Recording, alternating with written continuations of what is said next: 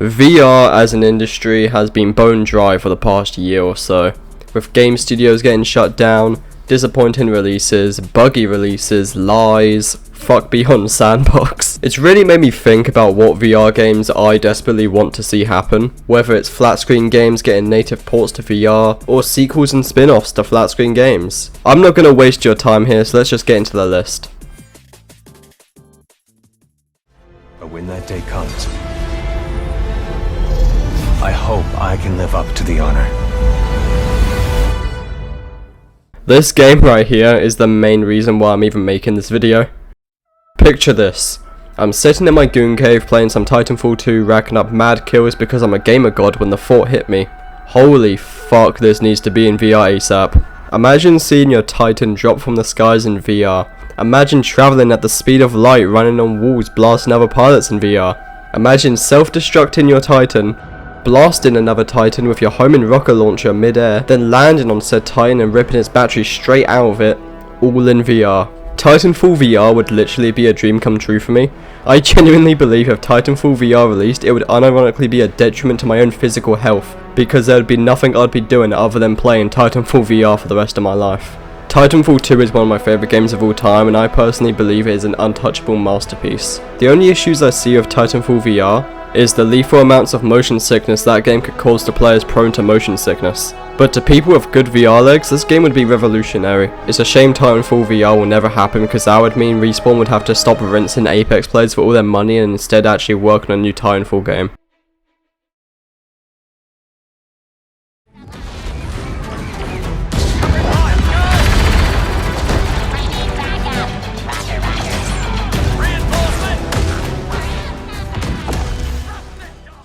Star Wars Battlefront 2 is a really good game, at least compared to 2017. We've gotten samples of what lightsaber duels would be like in VR with those VR Star Wars games we got a while back and Star Wars mods for games like Blade and Sorcery, but imagine participating in a duel between Luke Skywalker and Darth Vader in a hectic battleground of other players in VR. Absolute cinema. And even just playing as basic infantry like the Rebels, the Stormtroopers and the Droids sounds really fun. Forefront proved Battlefield-like gameplay works really well in VR.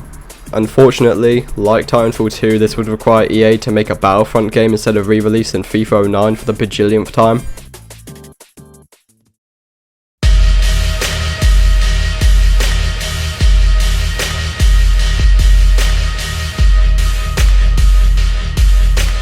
The Max Payne franchise is the definition of peak. I've replayed through Max Payne 3 countless times and I literally never get bored doing so. That game is a timeless masterpiece and its gameplay has aged like fine wine. Now imagine the shoot dodge mechanic in VR. About 7 people just threw up thinking about the ungodly amount of motion sickness that would cause them, but everyone else is loving the idea. Max Payne's satisfying gunplay and movement would work amazingly well in VR. Plus the euphoria ragdoll physics Rockstar's been using since GTA 4, the game would feel absolutely amazing to play. Unfortunately, with the ending of Max Payne 3 and the passing of James McCaffrey in 2023, the actor of Max Payne, it's unlikely we'll be getting any new Max Payne games. Other than that Max Payne 1 and 2 remake we're supposedly getting from Remedy, we've heard nothing about.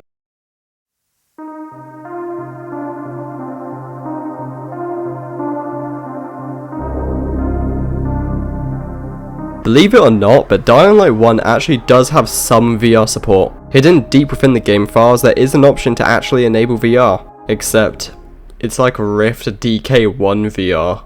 Ugh. But what if there was a native VR version of Dying Light, with real VR controller tracking? That right there would be a great excuse for me to do my 7th Dying Light replay. Dying Light has this certain vibe to it that no other game really has managed to replicate, especially those golden sunsets that make you forget there are warning to get to a safe zone soon unless you want to get your shit rocked up by these ugly fuckers. Dude, imagine it's nighttime, you're in a volatile chase and you gotta manually climb up and jump across buildings to get to a safe zone before you get mauled alive.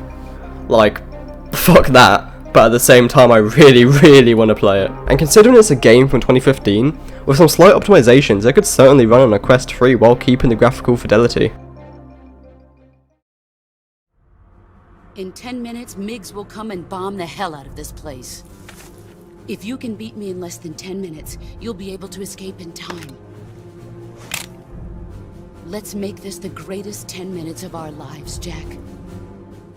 Now, I thought long and hard about which Metal Gear Solid game could work in VR the best, and I've come to the conclusion that Metal Gear Solid 3 is probably the best choice. VR would be an amazing medium for stealth games, and the jungle setting of MGS3 would be superb in VR. MGS3's story is mostly separate from the main Metal Gear Solid storyline, so you wouldn't have to worry about little Timmy and his brand new Quest 3S needing to know all the different snakes. Now, obviously Delta wouldn't run on a Quest 3 unless you want to turn your headset into a pipe bomb, but I personally prefer the style of the original MGS3 more anyway, so I wouldn't be too fussed about the fidelity. Imagine swapping your camo and having to physically crouch or prone in tall grass. Of course, there would also be an option to crouch and prone with a button for lazy fat loser chuds, but it would still be cool. Those were just 5 games I personally want to see brought to VR. Let me know in the comment section below what games you'd like to see brought to VR at some point. This video was kind of made as an excuse for me to gush over some games I personally love, and I think with the right studios in the right direction, all of these games could work fantastically in VR.